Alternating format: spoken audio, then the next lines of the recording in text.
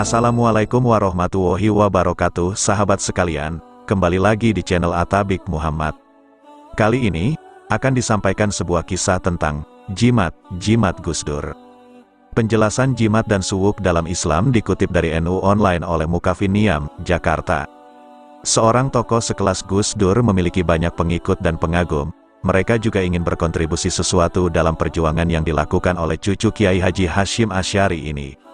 Bagi kalangan tertentu, mereka seringkali memberi jimat dengan berbagai bentuknya, sebagai upaya untuk membantu melindungi Gus Dur dari santet, sihir dan serangan jahat lainnya. Salah satu pemberiannya adalah sebuah keris yang gagangnya seperti tanduk. Si pemberi mengaku jika jatuh pada orang yang tepat, bisa jadi presiden.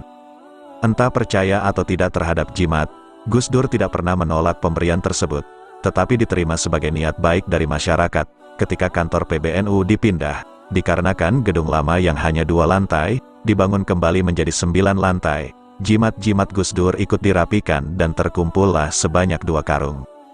Namun sebelum lanjut, dukung channel ini dengan cara, klik tombol like dan subscribe, serta aktifkan tanda loncengnya, agar sahabat semua tidak ketinggalan dengan video yang kami sajikan selanjutnya.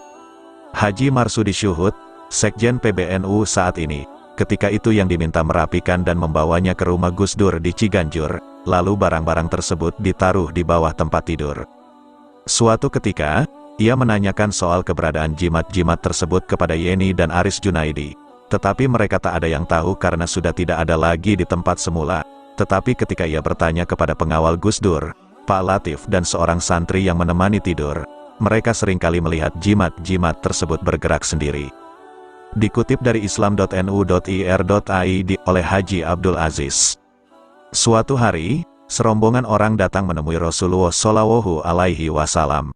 Kemudian Rasulullah membayat 9 orang, dan tersisa 1 orang. Mereka berkata, "Ya Rasulullah, Anda membayat 9 orang di antara kami dan tidak pada orang ini." Rasulullah bersabda, "Padanya terdapat tamimah atau jimat." Lalu Rasulullah memasukkan tangan beliau, dan memotong jimat itu. Baru kemudian beliau membayatnya. Beliau bersabda, "Barang siapa yang mengalungkan tamimah, maka ia menyekutukan atau syirik kepada Allah." Musnad Ahmad bin Hambal, Jilid 4 halaman 156. Beberapa orang setelah membaca hadis di atas, akan serta-merta mengatakan bahwa memakai jimat adalah hal yang dilarang dalam Islam. Ditambah dengan adanya hadis yang diriwayatkan oleh Abu Dawud dalam kitab hadisnya, bahwa Rasulullah bersabda demikian. Sesungguhnya ruqyah atau suwuk, tamimah atau jimat dan tiwalah atau pengasihan, adalah syirik. Abi Dawud Jilid 4 halaman 10. Banyak edaran bertuliskan hadis riwayat Bukhari dari sahabat Ibnu Abbas bahwa Rasulullah bersabda, "Ada 70.000 orang dari umatku yang akan masuk surga tanpa melalui hisab, yaitu orang-orang yang tidak pernah beruqyah dan tidak pernah merasa sial dan bertawakal kepada Tuhannya." Sahih Bukhari, Jilid 8, halaman 124. Maka, sebenarnya bagaimana pandangan Islam tentang jimat, suwuk atau ruqyah dan semacamnya? Syekh Abu Thayyib Muhammad Syamsul Haq Al-Adim Abadi, dalam kitab Aunul Maqbud, Syarah Sunan Abi Dawud berkata, "Tamimah atau jimat, adalah sebutan untuk tulang yang dikalungkan oleh mereka dengan meyakini bahwa hal itu mencegah terjadinya mara bahaya. Keyakinan semacam ini adalah bodoh dan sesat, sebab tidak ada yang dapat menolak dan mencegah terjadinya bahaya kecuali Allah Subhanahu wa Ta'ala.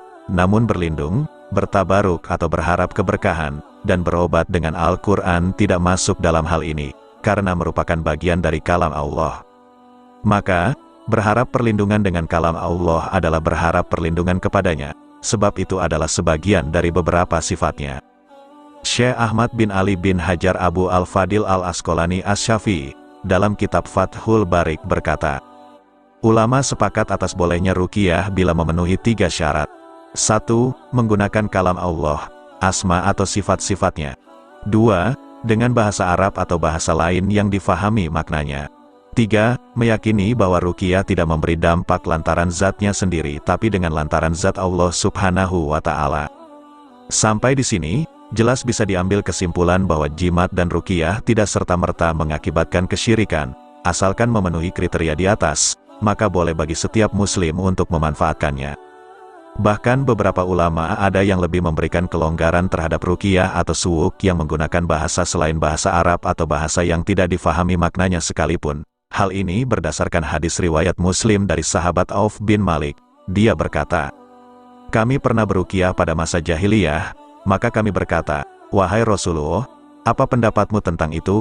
Rasulullah menjawab, 'Tunjukkan padaku ruqyah kalian, tidak apa-apa beruqyah, asal tidak mengandung kesyirikan.'"